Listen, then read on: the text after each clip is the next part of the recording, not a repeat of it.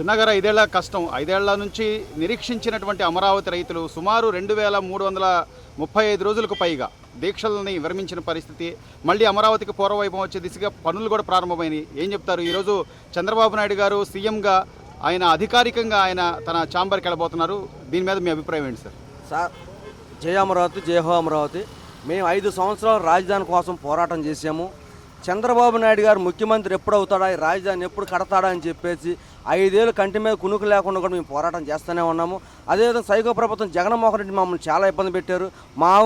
మమ్మల్ని కౌలుడితే కేసులు పెట్టారు, రోడ్లు తవ్వితే కేసులు పెట్టారు, మరి మేము ధర్నాలు చేస్తే కేసులు పెట్టారు. ఇళ్లలోంచి రావడానికి కూడా మేము భయపడ్డాం. ప్రతి ఆడ మనిషిని ఎక్కడ పడితే పొత్తుకొడిపోతే అన్నారు, పట్టుకున్నారు. అయినా సరే మేము భరించాం చంద్రబాబు నాయుడు గారు ముఖ్యమంత్రి అవడానికి. ఆయన ముఖ్యమంత్రి చేసుకున్నాం. ఈరోజు మాకు పెద్ద పండగ సంక్రాంతి, అదే క్రిస్టమస్, దసరా, ఎన్ని పండగలు ఎలా వస్తాయో ఈరోజు మాకు పెద్ద పండగ.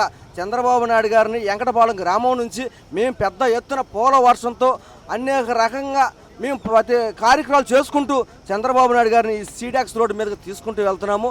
అదేవిధంగా ఈ రాజధాని పనులు కూడా శరవేగంగా జరుగుతున్నాయి, బాగా జరుగుతున్నాయి. ఏంటంటే 5 ఏళ్ళలో చంద్రబాబు నాయుడు మనం చెప్పాడు, 5 ఏళ్ళలో రాజధాని పూర్తి చేస్తాను, కడతాను, రైతులకు ఇచ్చిన మాట ఇస్తాను, రైతులకి డ్రైనేజీ కట్టి రోడ్లు వేసి కరెంట్ ఇచ్చి వాళ్ళ ప్లాట్లు వాళ్ళకి అప్పచెబుతాను, రైతులకు ఇచ్చిన హామీ ఏదైతే అవి నేను నెరవేరుస్తాను అని చెప్పేసి కూడా చంద్రబాబు నాయుడు గారు చెప్పడం జరుగుతుంది. అదే విధంగా మేము చాలా సంతోషంగా ఉన్నాం, నరకం అనిపించాం. ఈరోజు బాబు గారు ముఖ్యమంత్రి అవడంతో మేము చాలా హ్యాపీగా ఉన్నాం. అదేవిధంగా జగన్మోహన్ రెడ్డి తెలుసుకో, విజనరీ లీడర్ అంటే ఎలా ఉన్నాడో.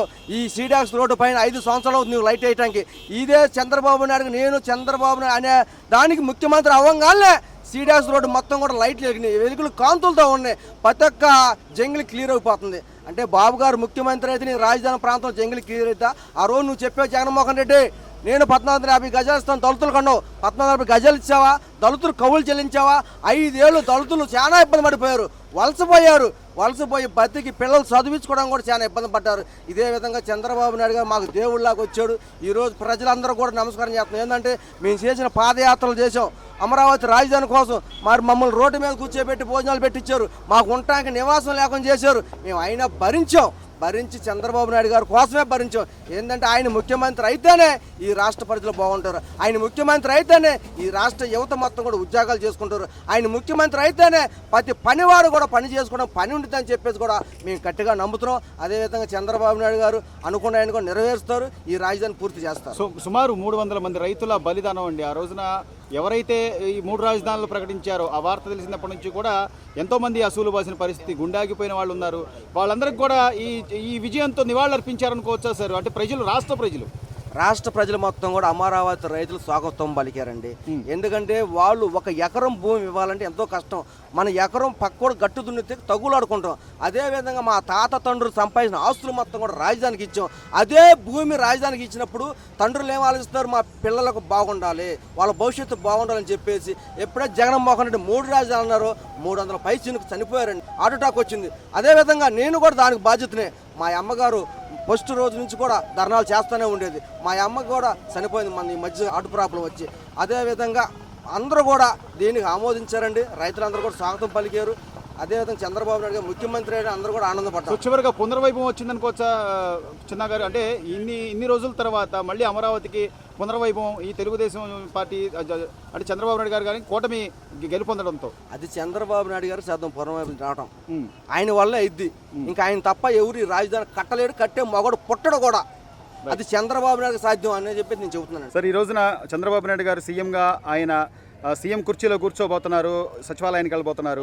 సో మీరు ఒక దివ్యాంగులై ఉండి కూడా ఇంత కష్టపడి ఇంత దూరం వచ్చి ఆయనకి స్వాగతం చెప్పడానికి ఎదురు చూడటాన్ని ఏం చెప్తారు? అంటే గత 5 ఏళ్ల పరిపాలనలో ఏమాత్రం అభివృద్ధికి నోచుకొని అమరావతి రాజధాని ఈ రోజున పూలపాన్పులాగా తయారైంది. దీని మీద మీ అభిప్రాయం ఏంటి సార్? ఏమంటే ముందు ఆంధ్రప్రదేశ్ ప్రజలకందరికీ శుభాకాంక్షలు. ఎందుకంటే ఒక మంచి నాయకుడు, ఒక విజన్ ఉన్న నాయకుడు, ఒక పరిపాలన దక్షుణ్ణి ఈ రాష్ట్ర ప్రజలు ఎన్నుకున్నారు. అతను కూల్చటము, అతను వ్యక్తిగత దాడులు చేయటము, గంజాయి పెట్టించి తెలుగుదేశం కార్యకర్తలని హింస పెట్టడం, అనేక హింసాత్మకమైన పనులు చేశాడు జగన్మోహన్ రెడ్డి. దాని నుంచి ఈ శరణం నుంచి తొలగించుకోవడానికి తెలుగు ప్రజలు మొత్తం, ఆంధ్రప్రదేశ్ ప్రజలు మొత్తం 164 సీట్లు ఇచ్చారండి కూటమికి ఇచ్చారు. చాలా సంతోషం. మనం భవిష్యత్తులో మనకు కేంద్రంలో మా పూర్తి సపోర్ట్ మనకు కావాలా. మనకి రాబోయే రోజుల్లో చాలా నిధులు వచ్చే అవకాశం ఉంది. అమరావతి బాగా డెవలప్ అయ్యిద్ది. రైట్, మొత్తం మీద సంతోషంగా ఉందంటారు. చాలా సంతోషంగా ఉంది. అమరావతి పూర్తిగా మనం అనుకున్న దానికంటే 3 రెట్లు ఆయన చేసి చూపిస్తాడని మేము ఆశిస్తున్నామండి. మాకు ఇక్కడ జాబులు లేక మేము హైదరాబాద్ వెళ్ళి అక్కడ సెటిల్ అయ్యి జాబులు చేసుకోవాల్సి వస్తుంది. సో ఇంకా మేము మా ఊర్లో వచ్చి మేము ఉండి జాబులు చేసుకునే అవకాశం మాకు వస్తుందని మేము ఆశిస్తున్నాం. సో చంద్రబాబు నాయుడు గారు మొదటిసారిగా ఆయన సీఎం హోదాలో ఆయన సెక్రటేరియట్కి వెళ్తున్నారమ్మా, ముఖ్యమంత్రి కార్యాలయానికి వెళ్ళబోతున్నారు. అంటే ఈ అమరావతి రైతులకు సంబంధించిన ఒక మహిళగా ఇన్ని రోజులు వాళ్ళు పడ్డ కష్టాన్ని మీరు చూశారు. ఏం చెప్తారమ్మా ఇన్నేళ్ళు వాళ్ళు పడ్డ ఇబ్బందుల్ని? 4 ఏళ్ళు సుమారు. కష్టానికి ఫలితం దక్కిందని మేము అనుకుంటున్నాము. యాక్చువల్లీ నేను రాజధాని వాళ్ళ అమ్మాయిని కాకపోయినా నేను వాళ్ళకి సపోర్ట్గా వచ్చానన్నమాట. నేను చాలా సంతోషిస్తున్నాను. వాళ్ళ ఇన్ని రోజుల కష్టం వాళ్ళు ఎండలో పడి వానలో పడి వాళ్ళు చాలా చేశారు. వాళ్ళకి సంతోషించే విషయం. సో అంటే మొత్తం మీద చూస్తే ఇన్నేళ్ల రైతుల కష్టానికి కానీ లేకపోతే ఏదో 3 రాజధానులు మేము ఏదో అభివృద్ధి చేస్తామని చెప్పిన నేపథ్యం కానివ్వండి, వీటన్నిటికీ ప్రజలు ఒక బుద్ధి చెప్పారనుకోవచ్చు. 11 సీట్లకే చాలా బాగా జగన్మోహన్ రెడ్డి చెప్పారు. మేము ఈ విషయంలో చాలా ఆనందంగా ఉన్నాము.